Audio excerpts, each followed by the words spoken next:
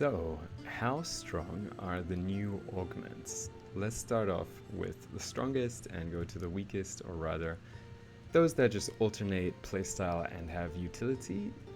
Yeah, we are starting off with the right frame, we don't have to switch him. Kullervo's new mod augment is insanely powerful because his survivability becomes effortless. It was already really good before, but now whenever you activate Kullervo's second ability, his Ring of Daggers, it stays with you forever, right?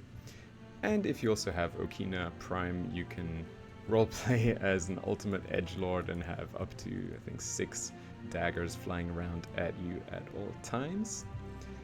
Let's just run through this group here and see our overguards stacking up, right? We can even let them break it. And once they do, it will instantly regenerate. It is just a sick augment defensively. So good. You see they're having trouble breaking it, so let's just take them down. Those enemies were no pushover either. As you can see here on the console, level 225, Eximus, and so on. Let's give them one last shot at breaking it before we switch to the build review and then on to the next frame.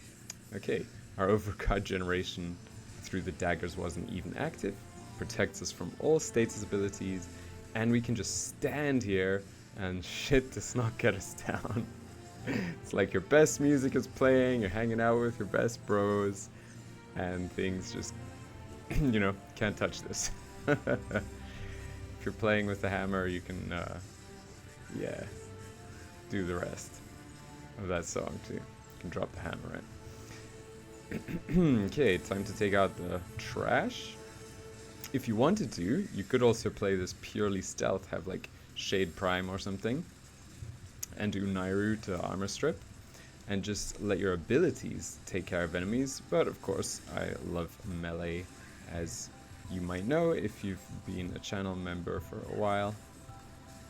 Love those huge crits for hundreds of millions or billions even that are possible, easily possible with melee abilities.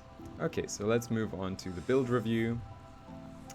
Why the hell is this augment on the top of my list? What makes it so strong? When you read it, it does not sound that great, but it's deceptive. Daggers whirl in a ring around Kullervo for 25 seconds, slashing nearby foes and dealing blast damage and status effect before returning to the ring. So anything that does not have status immunity or overguard, because that grants status immunity enemy-wise, will get knocked down from the blast damage once it stacks enough or is weak enough. That's great. Wasn't focusing on that though. The thing is, these daggers that whirl around, every time they hit an enemy, right, they grant you overguard up to a cap of, let's say, around 30,000. If you're doing well with your strength, then you buff it up, right? 30,000, nothing to scoff at, but it's just the delay, or rather lack of delay, for it to regenerate that overguard from enemies getting hit by the daggers that makes it so insanely powerful defensively. Offensively, Kullervo really did not need help, as even a weapon with only a tiny or no crit chance, or, you know, focused on status chance, can be buffed into red crits with Wrathful Advance. The 578% crit you see here is a flat addition, so whatever your base crit is, or, you know, modified crit, that will get added on top of it to easily get you to tier 6 red crits. I've put Arcane Escapist on my Kullervo just as a failsafe. If the overguard does drop and something would one-shot me, I get up to 12 seconds of invulnerability at max rank. It's a really, really good arcane. Works like a charm with Coda Bassocyst. You alt-fire it. Alt-fire the Coda Bassocyst, applies 5 impact procs, and then the enemies have around like 80% mercy kill threshold. The impact procs stack up insanely quickly if you mod it for a bit of impact with full contact, for instance, and you put the valence trait on there on the Coda Bassocyst, and then you just middle mouse or alt fire with it, you know, trigger Arcane Escapist up to 9 times and you're laughing in enemies' faces. You can literally go make yourself a sandwich. You have this overguard generation through Recompense. You have Arcane Escapist. Stuff is not going to kill you anytime soon because it does grant you 3 immortality windows for up to 12 seconds. So this is the Kullervo build I love playing, absolutely love playing. And the Okina builds that I have on here, you can definitely run different builds other than influence. Not duplicate with Kullervo, because duplicate requires yellow crits, or base crits as they're called here. But melee exposure is a very solid choice. Melee vortex would also work. We can quickly make a new build right here. With melee vortex, just create like magnetic or generate it through your weapons, because it counts if the enemy has a magnetic status on them when they kill. It doesn't have to be generated through your weapon, right? So that's great for grouping enemies, and then they just get absolutely fucking wrecked by Kullervo. So very, very fun builds you can play with him. Let's move on to our number 2 frame that got buffed with augments. My choice is definitely Caliban. I love his new Razor Gyre. Caliban was pretty strong beforehand, right? But the Razor Mortar actually does some great damage because it summons all of your lethal progeny, your ortholists in this case, and the smack down delay on the enemies is just really fun to watch, but also it does some pretty devastating damage. Granted that you got the Sentient Wrath on them and fully strip their armor with Fusion Strike, you do want to have a decent amount of strength to get the defense reduction. It cannot be negative, but yeah, that's kind of basic math. Very basic indeed. Let's see it in action. I do advise like having an AoE weapon such as Atomos, Incarnon, to take care of the ultra hard enemies, ultra tough, armored ones, or massive HP enemies, because while the summons can take care, the ortholists has to be the ortholists, right? Razor Gyre Augment does nothing without. It doesn't actually kill these overguard Eximus ones, so you have to take care of those. Razor Gyre does grant some nice kind of... Oh, I thought it gave you an immortality frame. Nope. But good luck to enemy units hitting you, right? So in case you can't see, these ortholists go into their turret mode, and anything you drag into the center through Razor Gyring it up just gets nuked to smithereens. You have to do it a few times though, which is why, like I said, you want to be using an AoE weapon such as the Atomos. Oh, and I'm using the Dera Vandal, also a great gun, but I wanted to show the power of the grenade launcher off. One of my favorite Incarnon weapons, right? So, fully armor strip with 1 cost, make them more vulnerable to damage, group them all up like that, and fire some grenades in there for good measure. Kaboom, dead. Yeah, the damage vulnerability that Caliban applies is pretty nuts. And just so you see what they look like, do a slow-mo, right? I think they go into their turret mode. Nope, they only go into their turret mode if you hit enemies, not if you don't hit anything.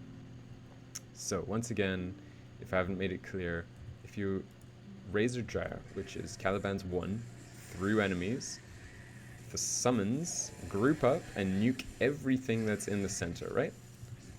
Cost Caliban's 4 to reduce and nuke wall armor. Cost is 2 to CC enemies and make them incredibly vulnerable to damage. And yeah, watch your summons go to work. Close range artillery.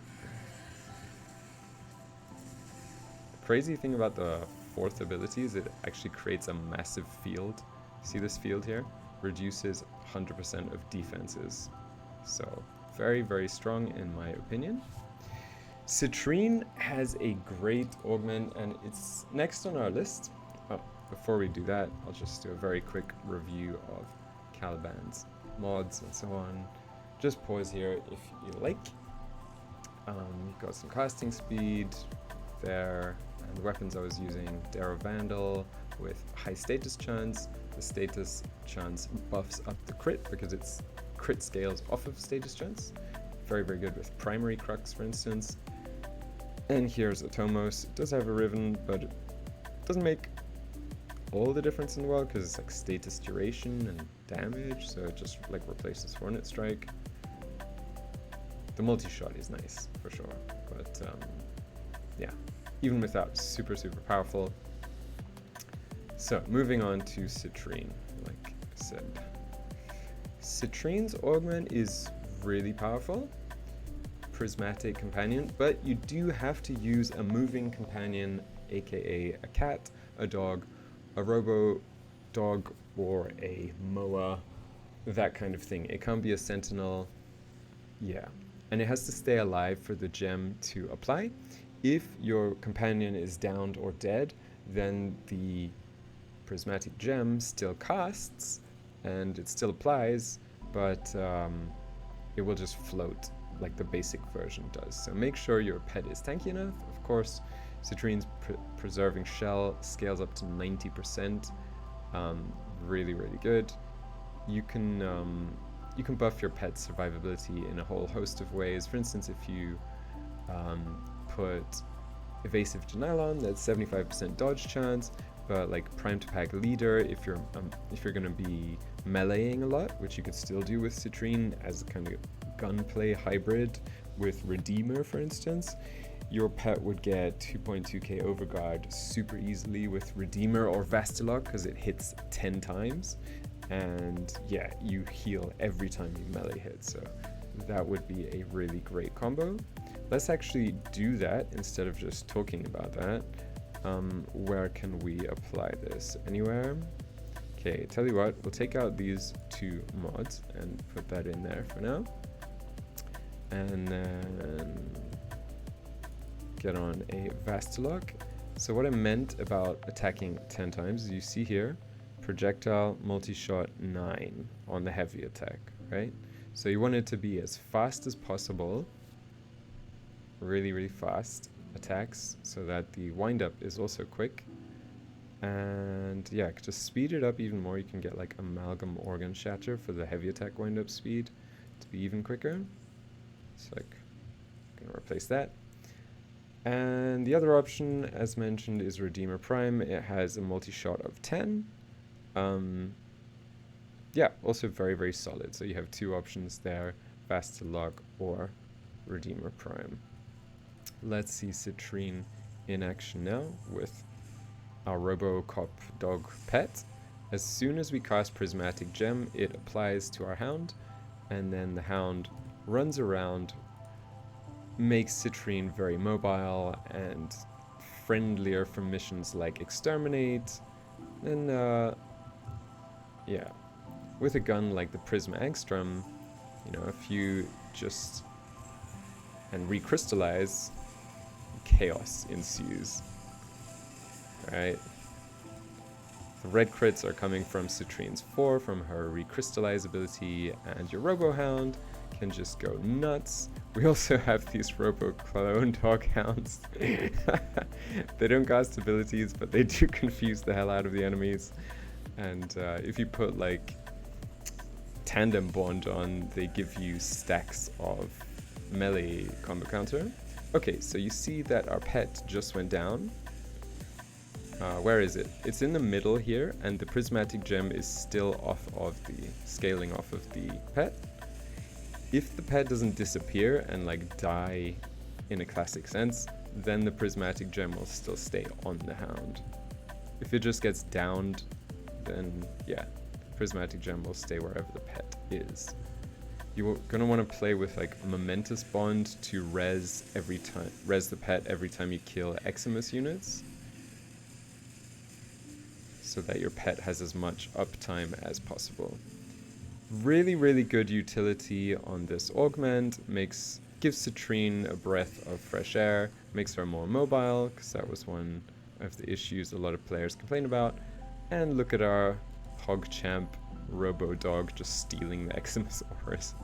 Cheeky dog, best boy. Yeah.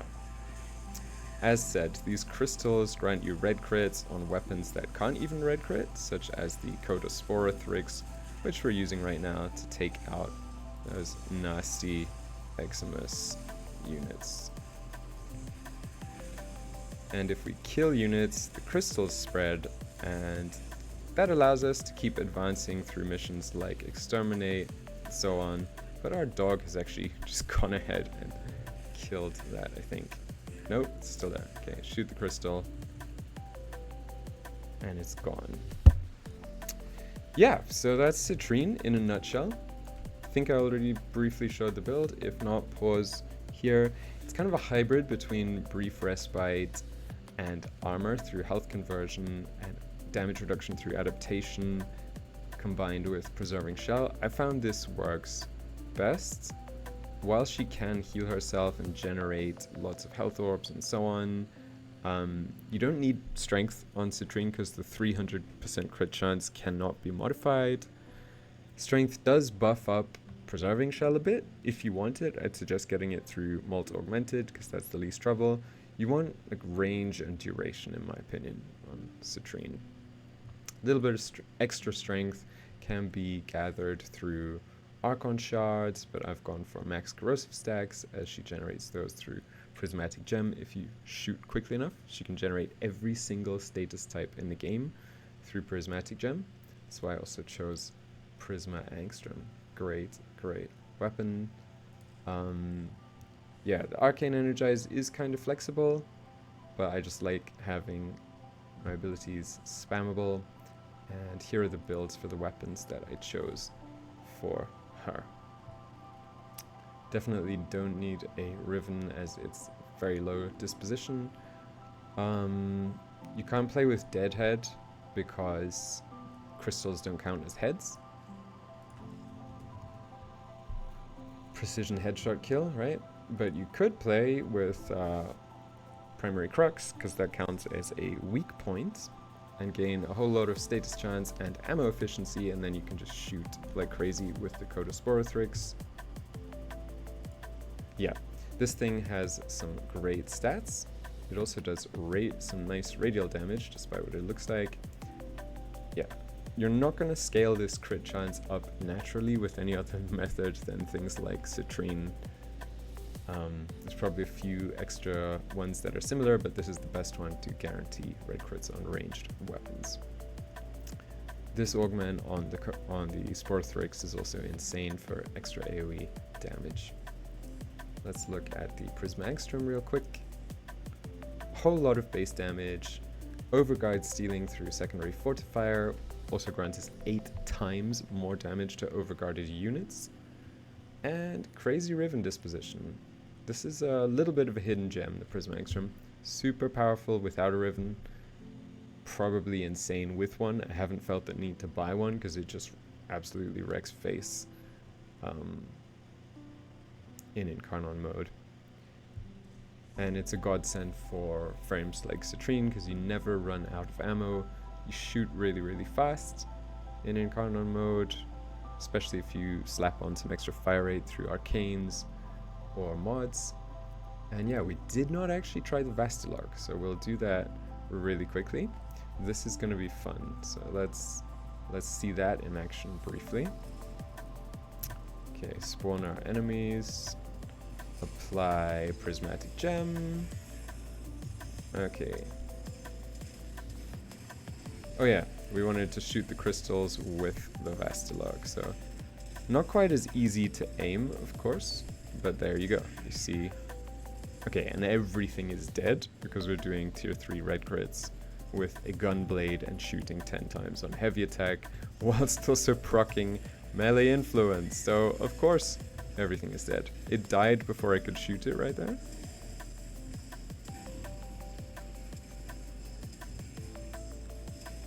It body blocked the crystal with its head.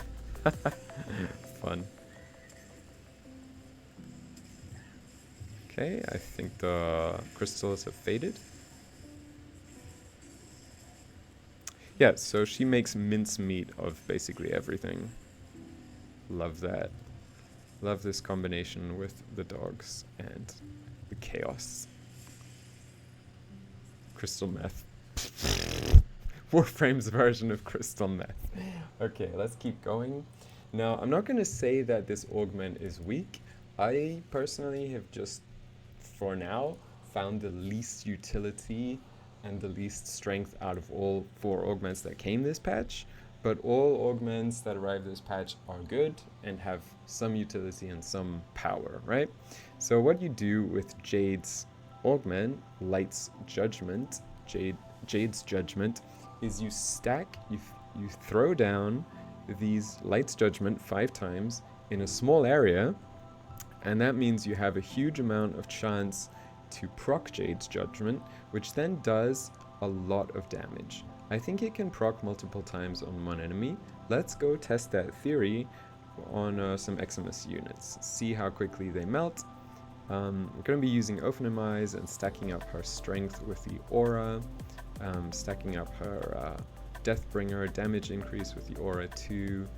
And just kind of comparing how quickly does Glory kill in comparison to Light's Judgment. There's not much of a reason to not take Light's Judgment, but it's not really something you can absolutely definitely build around either. It's just something that takes care of trash mobs, in my opinion, and so on. Okay, let's generate our shields, throw down some more Light's Judgments, and we go into iframe mode by holding down R2 to go into lots of shields. So you see we haven't fired a single shot, and the Overguard is already down to half health. It is really cool that we can just unleash like Jade's power move, right? Her kind of signature fire this way. It is really, really cool. Aesthetically. Power-wise, it's kind of alright. That's why it's definitely not on the top of my list, but it's not on the bottom of augment lists in general. It looks fucking amazing. Stack those 5 up. Alright, burned to an absolute crisp. Jade did not go to culinary school. She doesn't know how to cook rare or medium. She only knows how to burn.